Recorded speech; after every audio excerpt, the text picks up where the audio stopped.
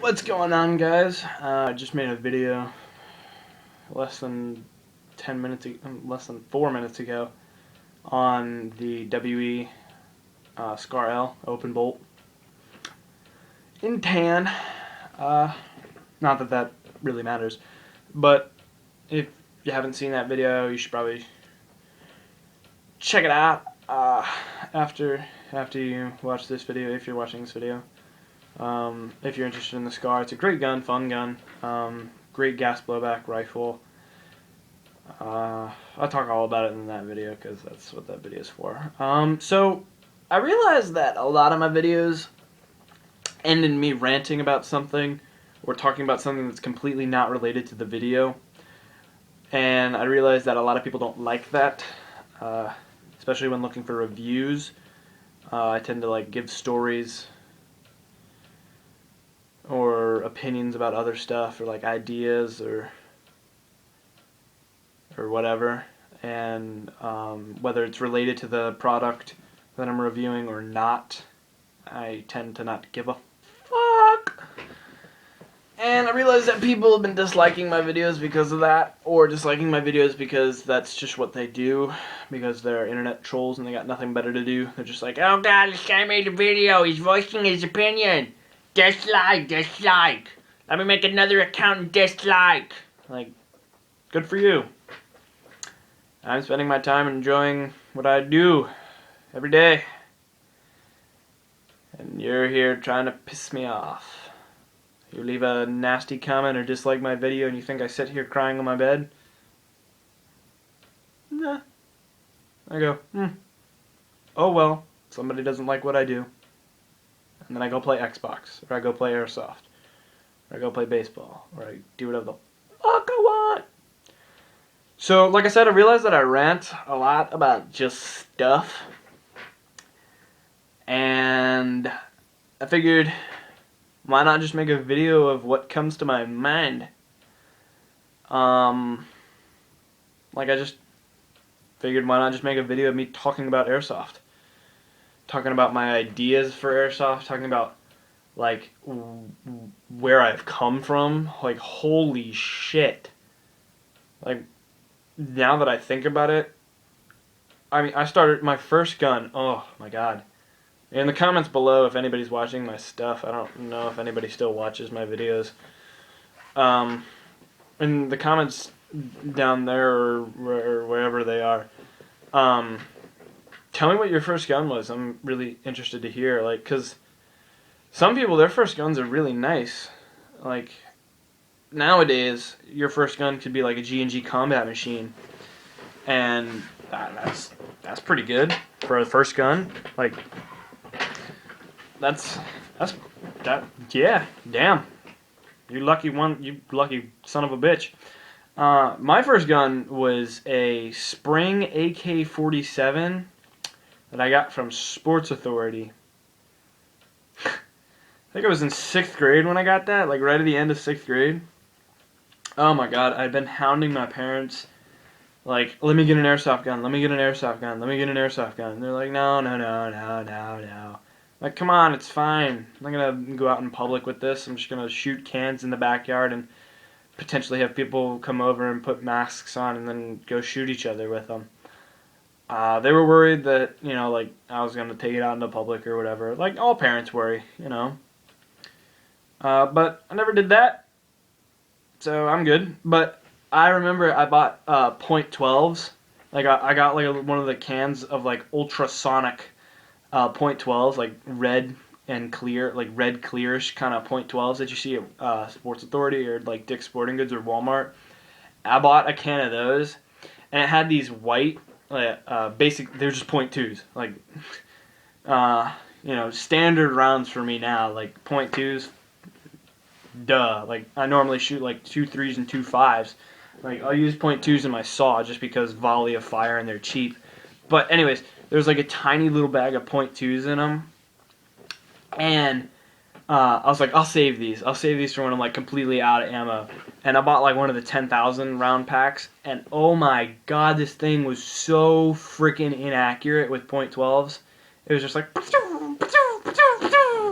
fucking all over the place. I got so pissed off. I could not hit shit, and that may have been because I was a scrawny motherfucker back then. Not so much anymore.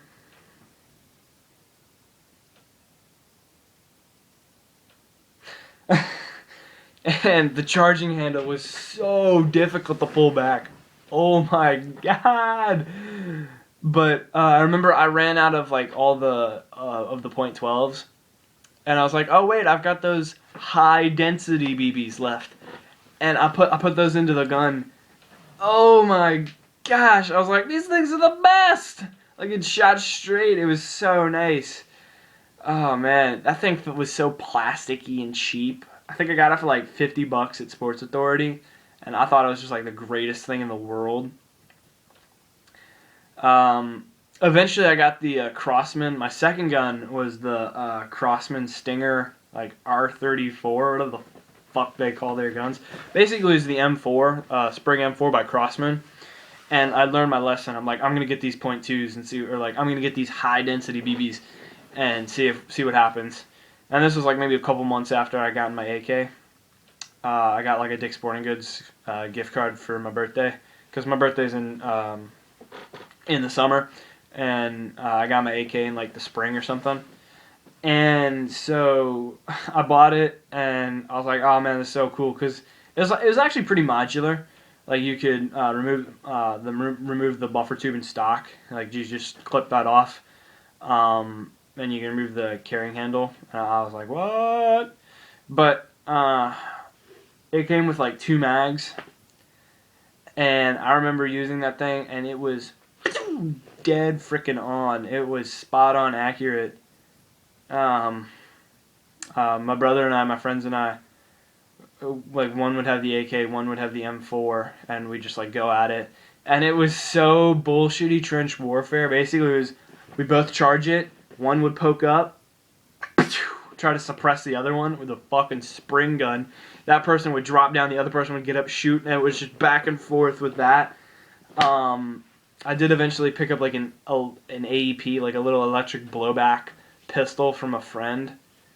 And that was like, what? It changed the game. Like, you could just keep pulling the trigger. And I remember like we'd have the AK and the M4 versus that guy. That guy would be like up in the treehouse or whatever.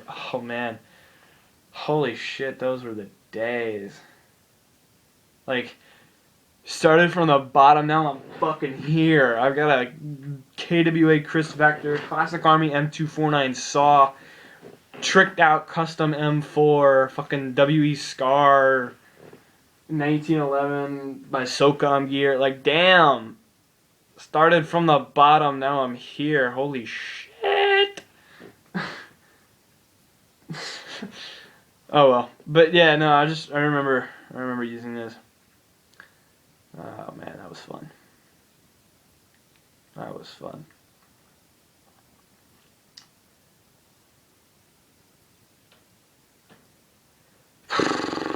So I'm kind of bummed. My standard outdoor place, Airsoft CQB in Manassas, is moving.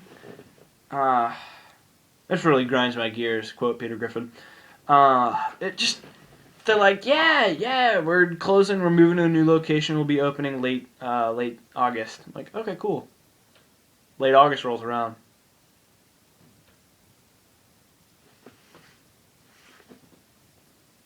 You gonna open up yet? Nope. September rolls around. Still nothing. October. I'm like, okay, come on, they gotta open up for their zombies thing. Nope. December. Got new stuff. Please be open. Nope. January rolls around. You fucking open yet? Nope. Last time I went to CQB was fucking February 2013 for their night fight. What the fuck? What the fuck, CQB? I mean, goddamn. They had so many awesome ideas. Like making a Western shootout area, Little Kabul, having a fucking Island Paradise thing. They were gonna have like a mount shootout with like a house, a school bus, like a Nuketown. They were going for like a Nuketown 2025 kind of thing. And I was like, oh man, this is gonna be sick. No, because it's fucking closed. And the worst part of, I could totally deal with it if they're like, sorry, we can't open up yet. We're not done with the renovations or whatever. We estimated that it was going to take a lot less time. Turns out it takes a lot more time. I'd be totally okay if they're just like, yeah, we're sorry. We're hoping to open up by now, or like X time. But no, they don't say a fucking word to anybody. Like, I think they shut down. I think they're done. I'm like 95% certain that they're completely shut down because they got rid of their Facebook page, or at least I can't find it. Their website, it's the same thing, has not been updated at all. But this is a little bit counterintuitive because people have been posting pictures. Like, people have actually traveled to where the CQB is, and they've been taking pictures and like posting them on Facebook or whatever. Like, one of my friends, I don't take part in social media as much as a lot of other teenagers do.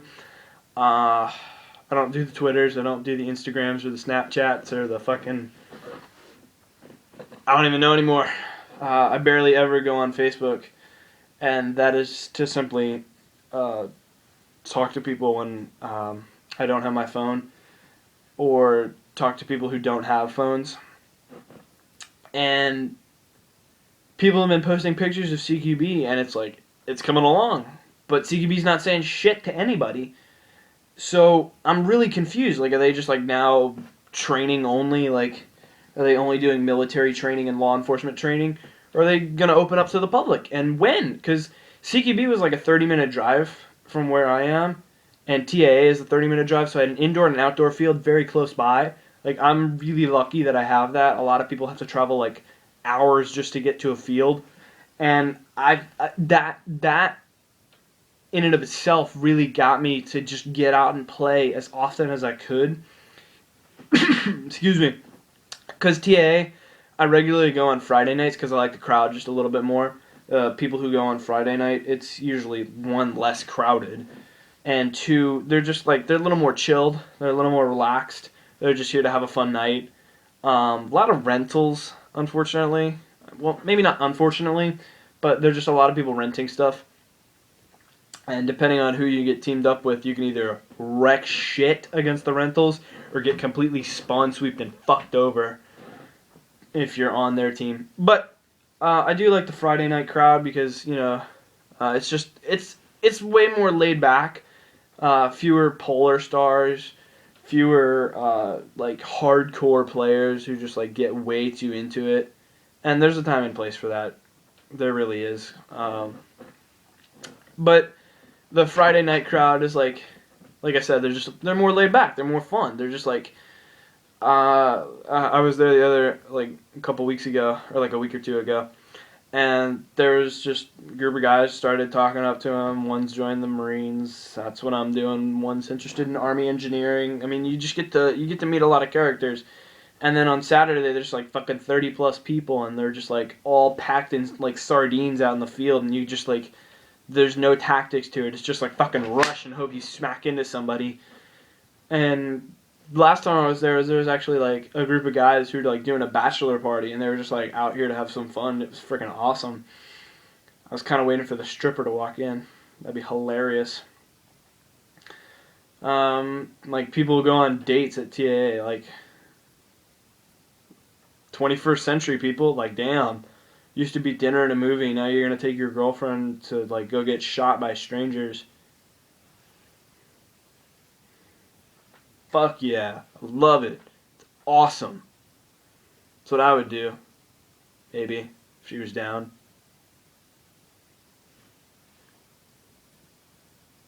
It's a little bit more interesting than a movie. Unless it's Lone Survivor. That movie, oh my god!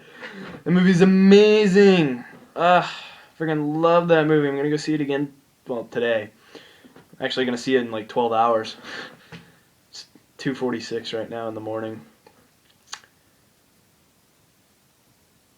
And this is what I do with my life. But that movie was so good. I've read the book like 20,000 times. I've read so much information on Operation Red Wings. Like, the fact that they turned it into a movie was just, it was friggin' awesome. And it's not like one of those overly dramatic, like, or gung-ho war movies where it's like, kind of like Tears of the Sun, where it's just like, you know, they're Bruce Willis and he's just like, shoot shit, explosions. Like, I've heard so many different opinions about Lone Survivor, and it's either, it's phenomenal or it sucked dick. And the people who say it sucked dick are usually, like, the people I've talked to at my school are not really into military or into war or whatever. Like, one of the girls I talked to, she got dragged into it with her, dragged to go see it with her boyfriend. And I feel like the people who aren't as aware with the actual operation itself, Operation Red Wings, or aware with Marcus Luttrell's situation, or like his situation and his squad mates, like Matthew Axelson and Mike Murphy and Danny, I can't pronounce his last name. I would rather not try and disrespect him in any way, shape, or form, because those guys are just, they're real life superheroes. It's amazing. The fact that our military men and women train for so long, and every day they're out there doing something to make themselves better at what they do, so that they can perform at a moment's notice to their highest ability. Just pinpoint precision in everything they do, whether it's marksmanship, tactics, leadership, ethics, just deciding, you know, what to do. It's just, it's astounding that they do. It's, you're trained to fight and you're told to win. It's insane to think that all these men and women are capable of just going in, getting the job done, no matter what the cost. Like, they train for so long, and just vigorous mental and physical, work. And it's astounding to me that they prepare and prepare and prepare and prepare, and like 95% of them, or like 90% of them, never see combat, never see where they have to put that training into use, but they're prepared to do so, and they keep training themselves to be better at that. It's amazing. Heroes are not designated in advance. You don't get to be like, all right, you're going to be the hero today, you and you are going to be his supporting role, you guys are going to get killed, and you're all going to go down in history. Like, your heroes are not designated in advance. I just love it. Love it, love it, love it. That movie especially tugged at my heartstrings. Me being like just me being a real patriot, and like the fact that I am joining the Marine Corps. This movie made me contemplate joining the SEALs, but no. Marine Force Recon, Scout Sniper. That's the ultimate end. I'd like to be a commanding officer in Force Recon, hopefully 3rd Recon if I can get to there. That's, if you haven't seen the movie, if you haven't read the book, I mean, this really isn't spoiling anything. The book is titled Operation Red Wings Ended with One Survivor on the Ground, Marcus Luttrell. So his other friends and brothers died. They were killed in action, and just, you know, ridiculous hair, but I don't mind. Moment of silence for those guys. That was just...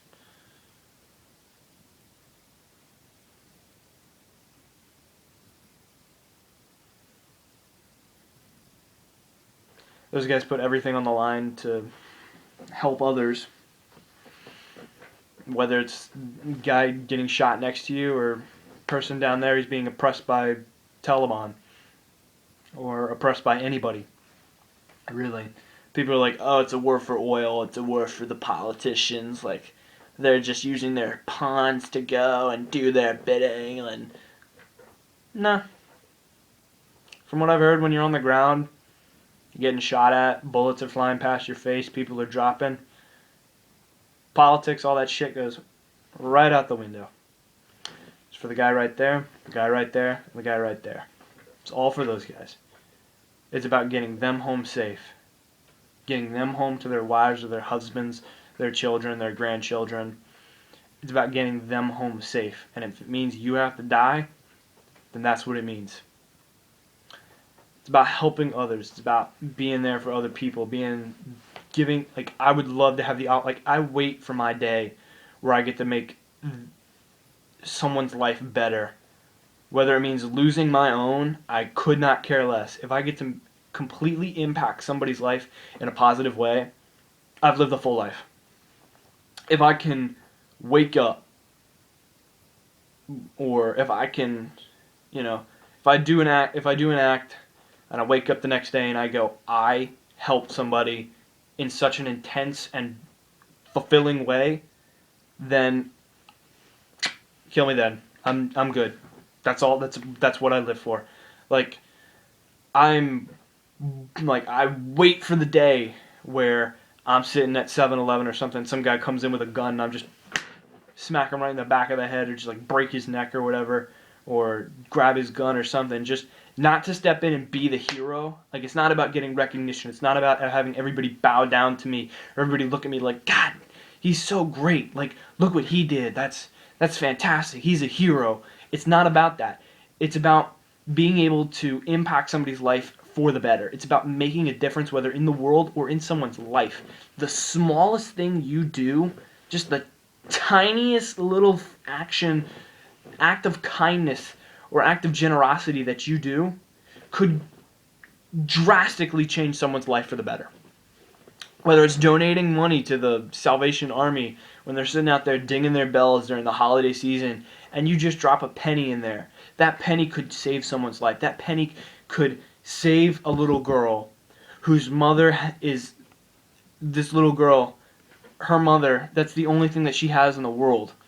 And if this little girl died, then her mother was just heartbroken.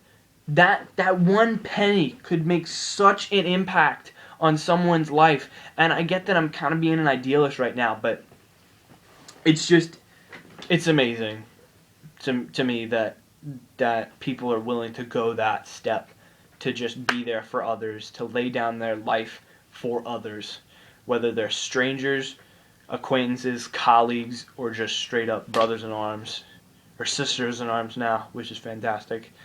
It's amazing to me.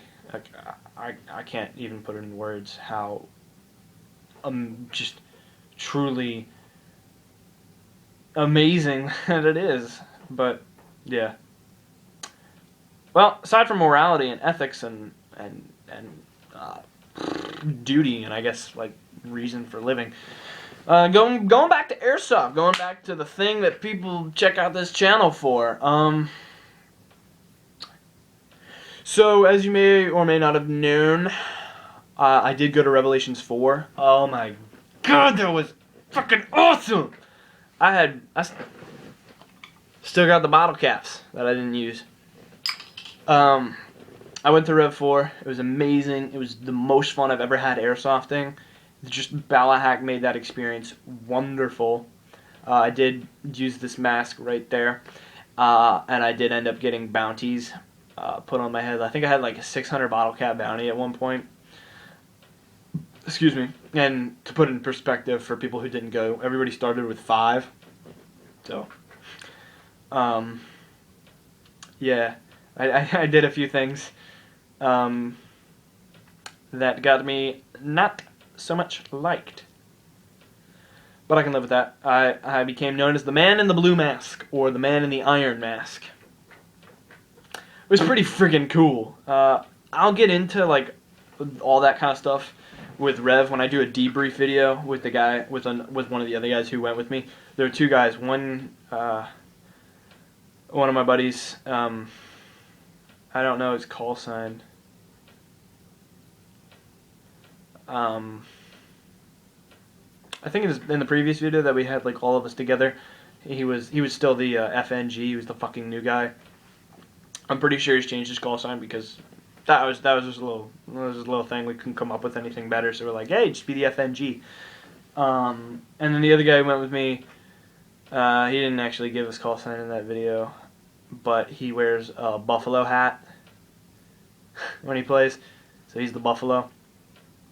I don't think he'll come on camera for the debrief, but I know FNG will. So we'll do that, and we'll get into like all the stuff about Rev and like all that kind of awesomeness and like what went down, what we did, how we played, like who we met up with, all that kind of stuff. But I do kind of want to talk about two things. One, Operation Reclamation 2, hosted by Airsoft GI at X Zone on February 16th. I am planning on going to that. I think last February 16th I was at OP Night Fight at CQB. That's not going to happen. But Operation Reclamation is basically just like the British versus the American. It's kind of like Revolutionary War Part 2. Should be a lot of fun. I'm really excited to go. I know Josh and Daniel from Airsoft GI are going, and I think they mentioned it in one of their live shows. But I think it's going to be really fun. The only thing that kind of bums me out is green is for the Brits. I got Marpat, and I've got nothing. So, kind of bummed that I'm going to have to be a Brit if I want to use my Marpat, and I'm pretty sure I am going to use my Marpat because I have that and then black. That's all I got. A friend of mine, he's got OD and Woodland, so Brit. And then another buddy of mine has Urban, like a black and white kind of urban scheme, and then multicam. I'm not sure what they would classify multicam as. I'm not sure if they would classify it as tan or if they would classify it as green, because it is both. It is basically Marpat and Desert Digital kind of like put together in not a digital form. So we'll see what happens with that. So that's coming up on February 16th, and I'm pretty sure I'm going to be going to that because it's like an hour and a half, hour and 20 minutes away from me, which is not bad at all for a full day op. Plus, it'll give me a chance to swing by the Airsoft GI store, and I would probably pick up a couple parts for my M4 to make it a little bit better. What else? Yeah, so if you're going to that, let me know. If you're going to be a Brit, let me know. If you're going to be an American, let me know. Maybe we can, like, meet up or whatever. What else? Oh, Rev 5. I am so fucking stoked for Rev 5. Oh my god. Rev 5 is going to be so much fucking fun. I did end up being a one-day survivor for Rev 4. I got a t-shirt. I didn't get a patch, which really pissed me off because I did pre-register for it, but they did run out. Christopher Ratton was saying, like, maybe, like, he was saying, like, he'd potentially send out patches, and he also said that he was going to have a ton more patches for Rev 5, which is really good, because I really wanted one. I did end up getting 2 Balahack patches instead, and that's okay. Like, I like them. I've got one on my arm and then one on my vest. I got, during the raffle, they were throwing stuff out, and I actually grabbed one of the Medal of Honor Warfighter patches. I think it was Task Force Neptune?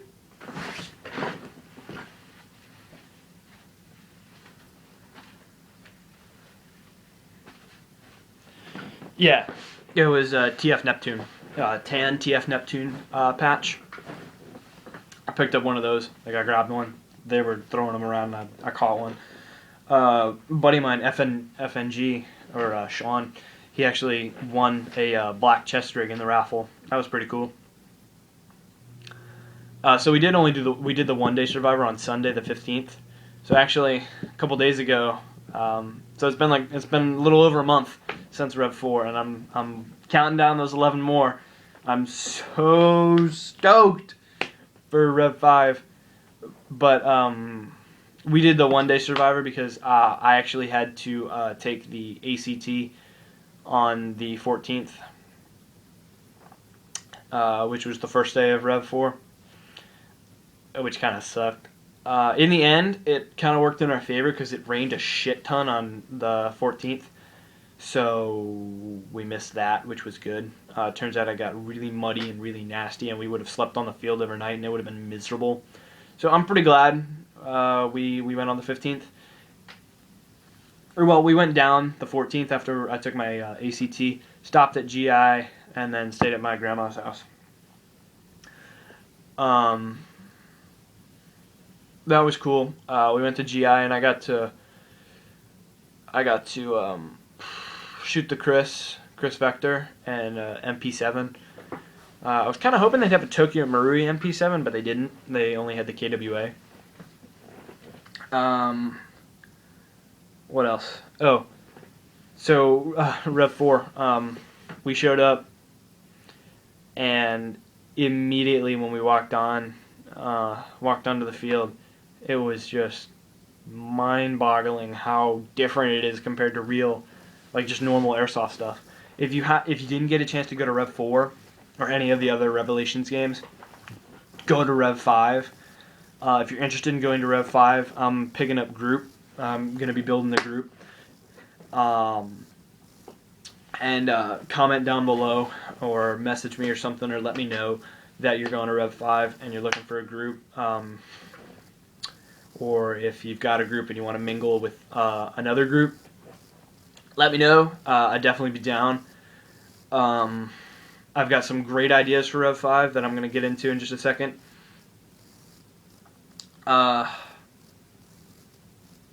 Anything else that I want to talk about before I get to Rev 5?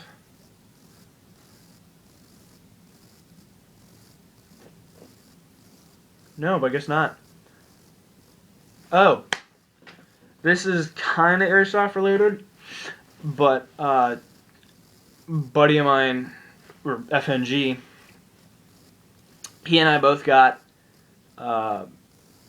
into the same university, and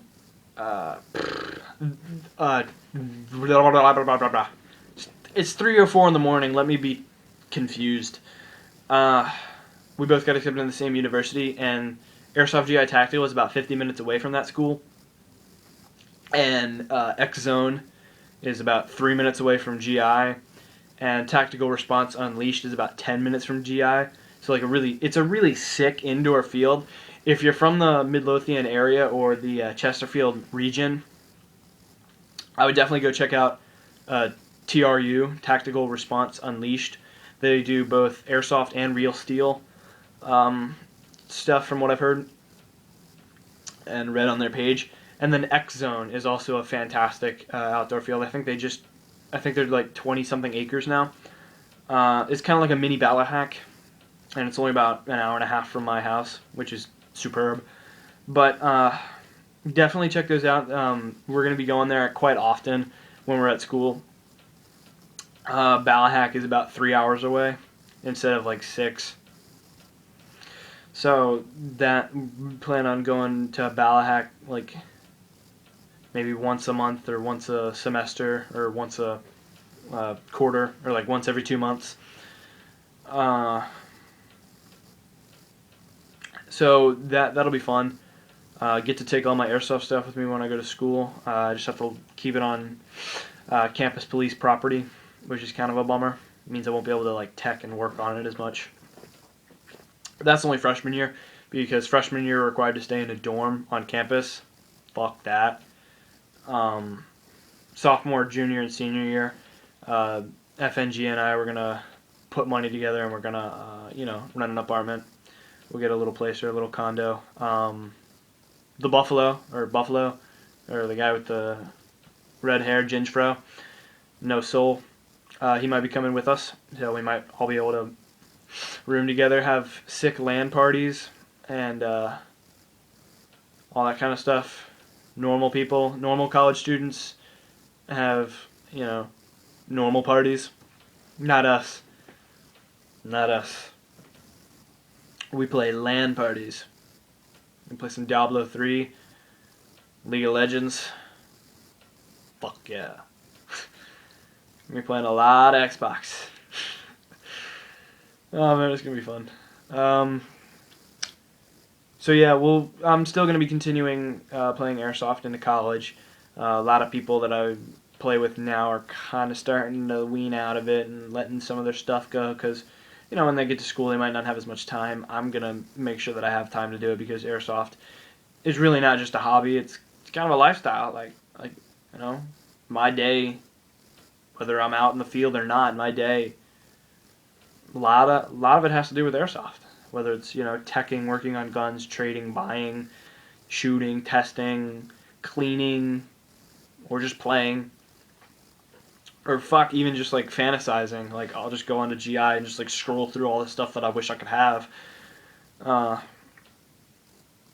Yeah, a lot of it is Airsoft related, and I don't know. It's just I like it. One day, hope to get into the industry. Maybe after the Marine Corps. Had ideas about opening up my own Airsoft facility, both a store and a field. Like have a really sick indoor field that has like really good engagement distances. Not like TA, so it's not like 3,500 square feet, so it's not tiny. Thinking right around like old CQB, like 10 to 15,000, maybe even 20,000 if I can get up to that. I'd like to stay in this region, in Northern Virginia, because there is no field in my area. There's no field less than 10 minutes away from me, and I want to be able to bring the future players a field that's right here, smack in the heart of America, right near DC. I feel like that'd be awesome. I've had the idea, if anybody's aware of Build-A-Bear Workshop, where you like pick your base animal and then like, I don't know what else do you do, because actually now that I think about it, what the fuck is Build-A-Bear? I mean, I get what the name implies, like you build a stuffed animal, but like, how the fuck do you do that?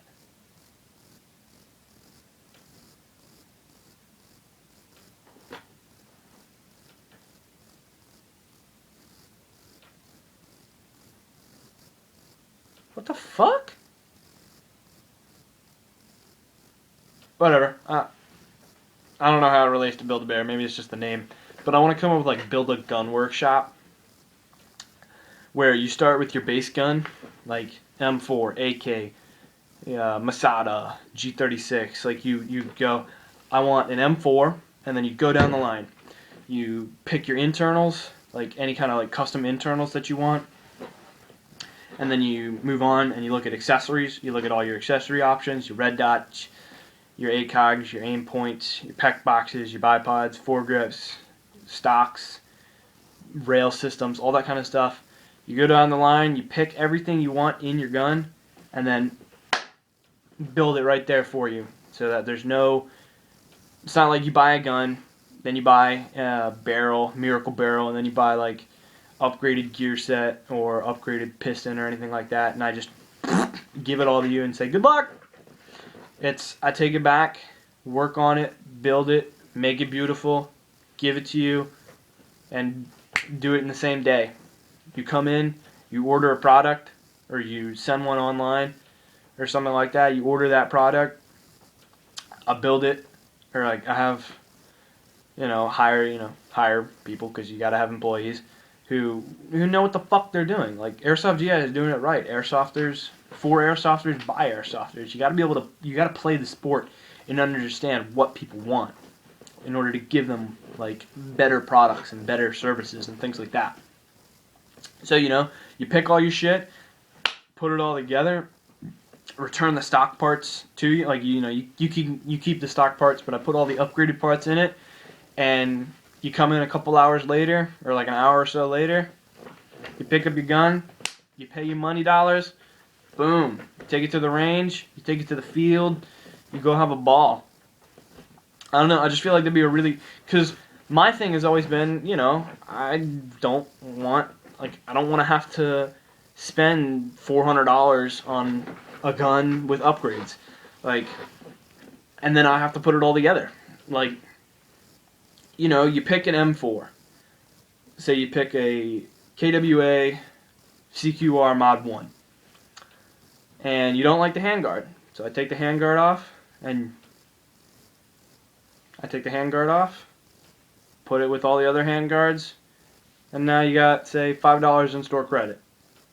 You don't like the stock, take the stock off, now you got $10 in store credit, depending on, you know, how much I would be able to turn a profit, because it's a business. So you now don't have a risk unit and you don't have a stock. Let's say you have both of those at home. I deduct the price. Boom, your price drops because you get what you want. You don't get what I give you. You want this, you get this. You move down the line, you go, I want a Daniel Defense 7-inch rail system. Boom, throw that shit on. Done. I want a Magpul CTR stock. Boom, put that shit on. Or I want a Magpul UBR stock. That'd look ugly as fuck. Like a 7-inch wrist with a UBR. Oh, God.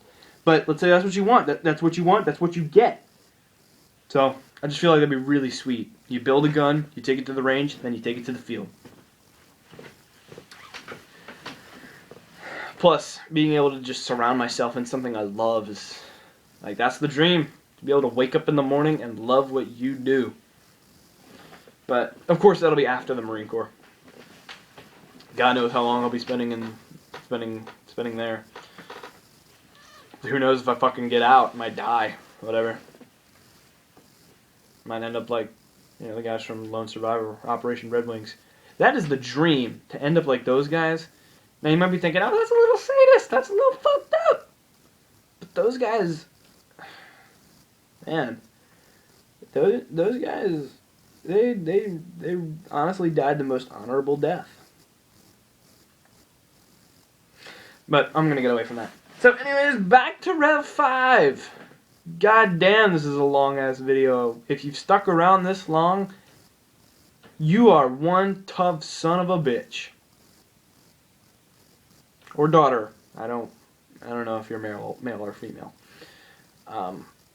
Damn, good for you. I appreciate your support. Like, thank you. It's awesome. I get that this is just a rant video, so you have no fucking clue what's coming up. Like, you know, I could do something stupid. Fucking turn this shit into a video game review for all I know. Or a movie review of fucking moral and ethics. Who gives a fuck? This is just what I'm thinking at 3:14 in the morning. I've had a lot of caffeine today, so deal with it. So yeah, Rev 5.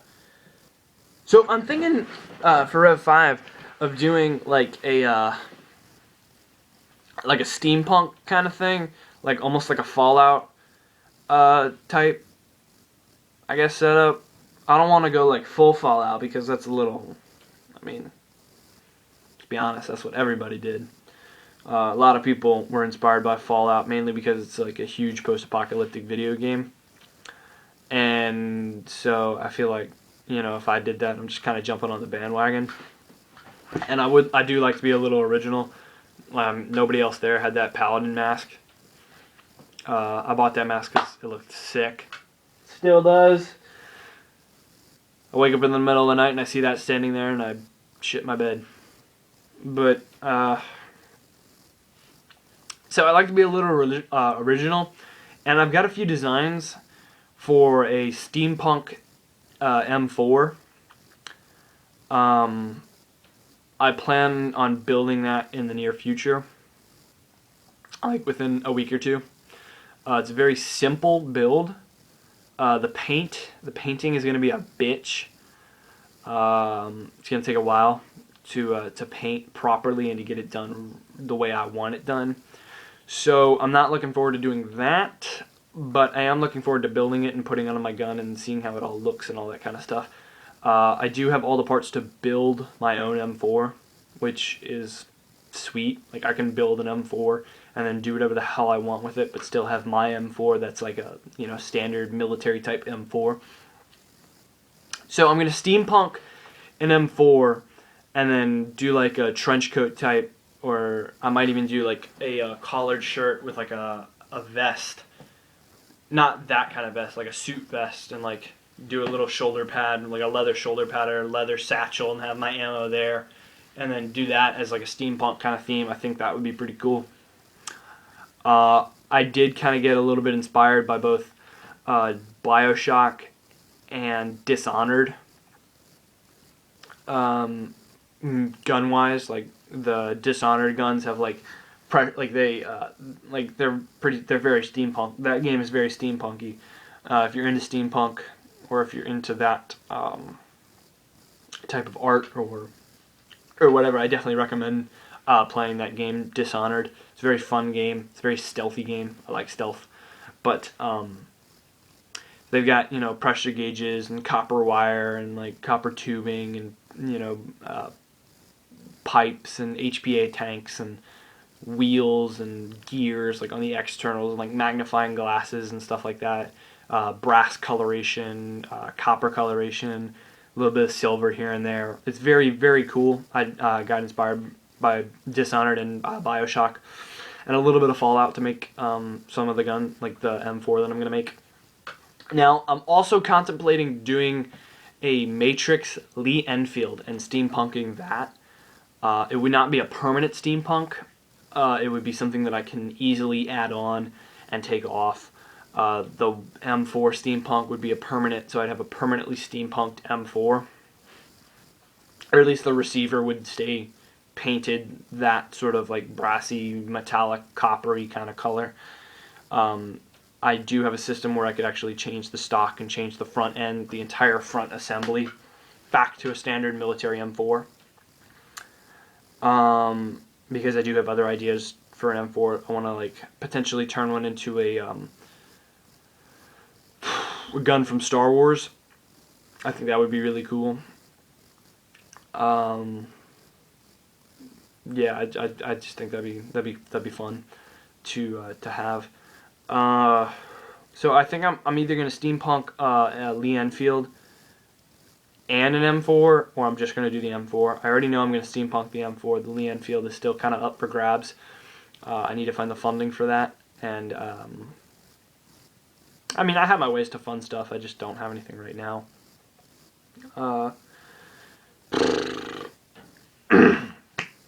God, I've been talking a lot.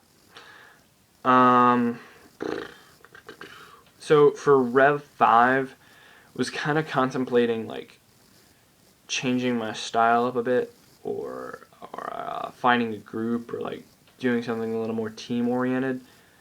I mean, I was pretty team oriented at Rev 4, but like I said, I'll get into that when I do the debrief video. It'd be nice to have Sean's opinion on everything.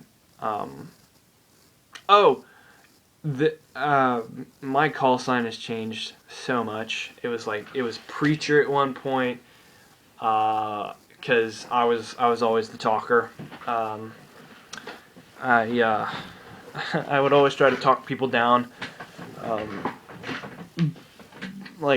I'd get into a heated situation, and I would always try to like negotiate and talk out of it, and like preach my opinion. So preacher kind of caught on. Then one day, my neighbor texted me like, "Hey, can you do some recon for me, or can you do some Overwatch for me?" Which is just babysitting. And I was like, "Yeah, sure, no problem. Roger Wilco, I got you." And he's like, "Thanks, Ghost Rider." And so Ghost Rider kind of stuck a little bit around the neighborhood, and then it caught on in the Airsoft field. And then Rev, I got the title, The Man in the Blue Mask, or The Man in the Iron Mask, like, kill the Man in the Blue Mask, or 600 bottle cap bounty for anyone who gets me the Man in the Blue Mask, or something like that. And so my call sign has sort of changed to blue. Now that's a little bit on the confusing side, because I do have a tendency to like move in and like turn corners, or like put my go right up to a building and call out blue, blue, blue, blue, like, "Are you friendly?" or whatever, something like that. I need to come up with I need to start doing like the call and return, like, God, the deconflict call. I remember doing that a few times. So yeah, call sign is kind of now blue. So it's like, you know, I don't know, just kind of inspired to be like, one guy who didn't know my name at Rev was just like, hey, blue, blue. First I thought he was like calling for an umpire in baseball, like, yo, blue. But then I realized, oh yeah, he's calling for me. So that kind of stuck. A lot of people started calling me Blue, or Blue Mask, or the Mask. I don't know. The wastelands of Balahac it's an interesting place, nonetheless. So for Rev 5, like I said, steampunk kind of theme going on. I want to do something a little bit out of the ordinary. I did look into the Mosin Nagant by Redfire, and it's a piece of shit. The bolt travels like tick, tick. It's nothing. Shoots like 10 rounds per fill. Has a 13 round integrated magazine, so you can't even fire off a full mag. Holy shit, it's 3:30. I think I'm gonna wrap up this video. I feel like people are gonna just like quit, and I'm talking to nobody right now. Like, I feel like nobody's gonna watch this video. They're gonna see the title and be like, oh, it's fucking 50 minutes of retarded bullshit, so I'm not gonna watch it. But anybody who has stuck around this long, I want to say thank you from the bottom of my heart for being with me. It was either this or just watch mindless TV. And I figured, why not just get what's on my mind out there. You know, maybe I won't rant as much in all my other videos. If you're looking for something serious in this video, I don't know why you clicked this video. If you clicked this video so you could dislike this video or post a negative comment, good for you.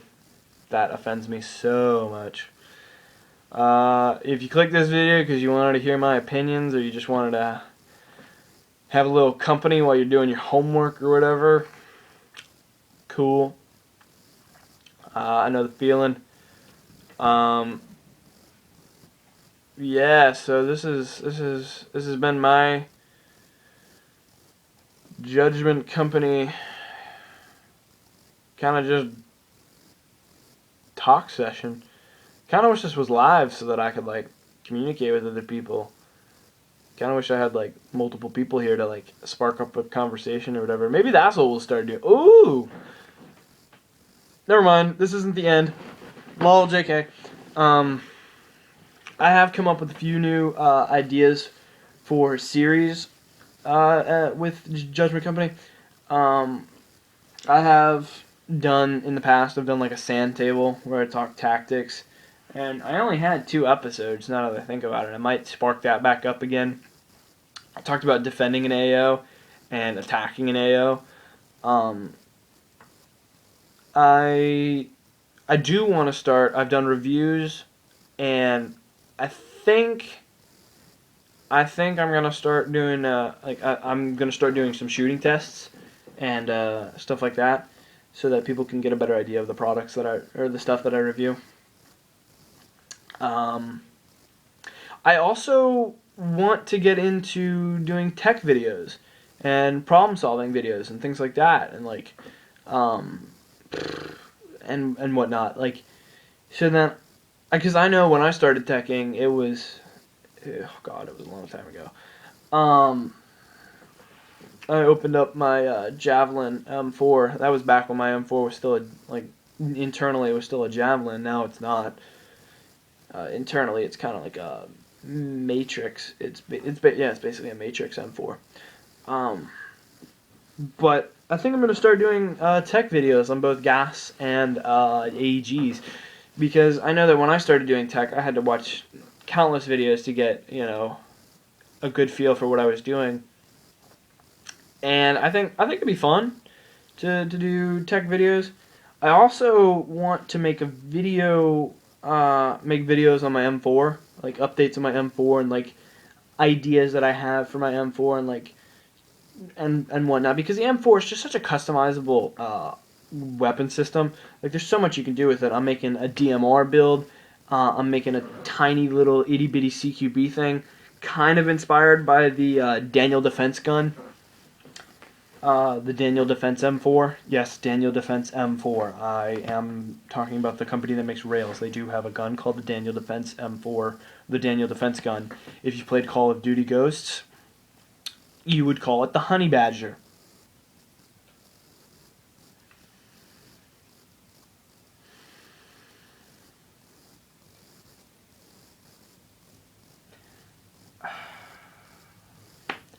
Anyways, I am going to be building one of those. I'm going to turn my current M4 into that, and then I will most likely be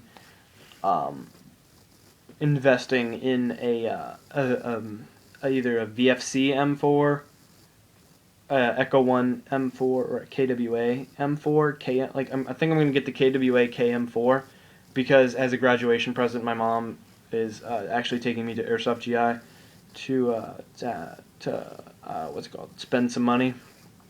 So I think I'm going to invest in one of those and then customize the shit out of that.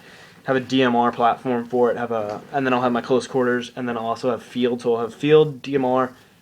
So field DMR and then close quarter gun. I'm not going to turn the Honey Badger or the Daniel Defense gun or the M4. What is it, like SOCOM or whatever? I don't know. It's going to be like even smaller than a CQR. Like, I'm not gonna have that, spit bajillion rounds a second. That's not what I'm going for. I'm going for just very small, very compact, good trigger response, decent rate of fire, low FPS. Like, put that shit on my back, and then have my M249 saw or whatnot, and then invest in a KWA KM4 with a 2GX gearbox because that gearbox is tough as nails. 9mm ball bearing bushings, that's great. The gear is completely redesigned.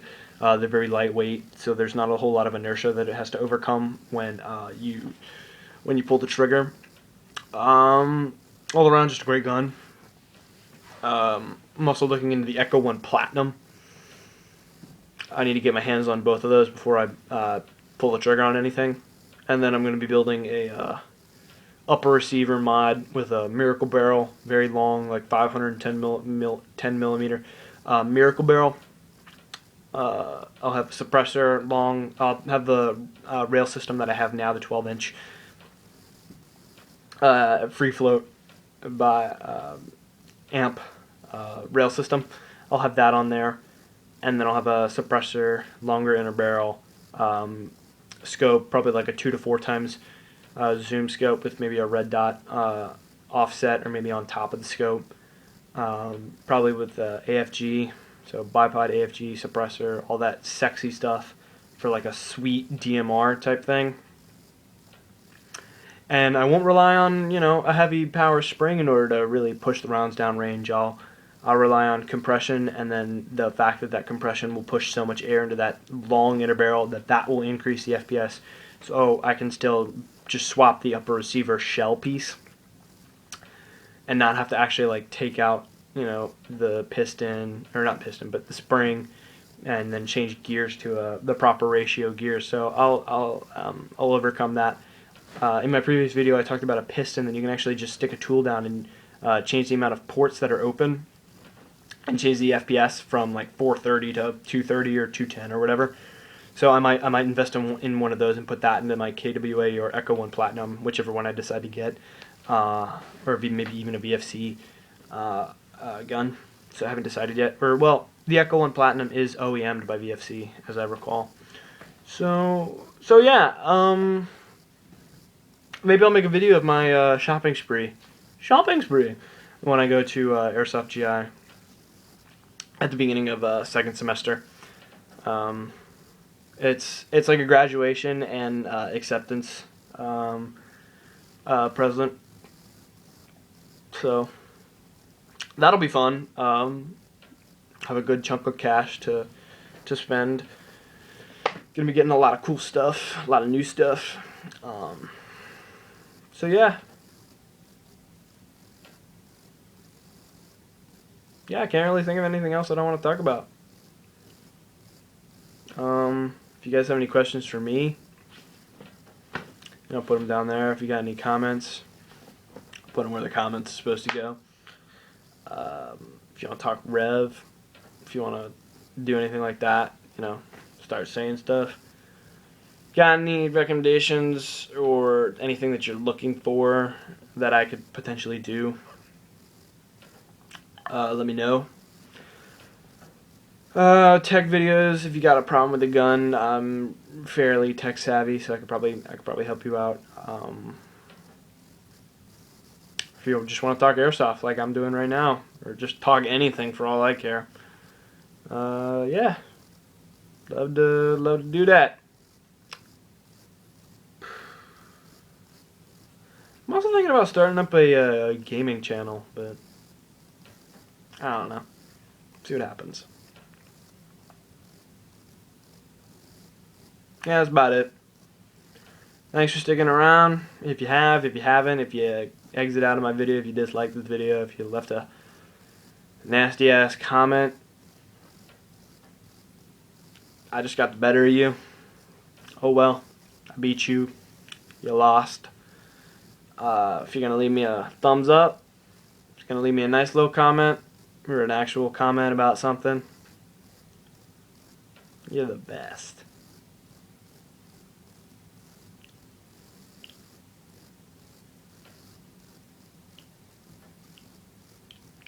Alright, I'm done.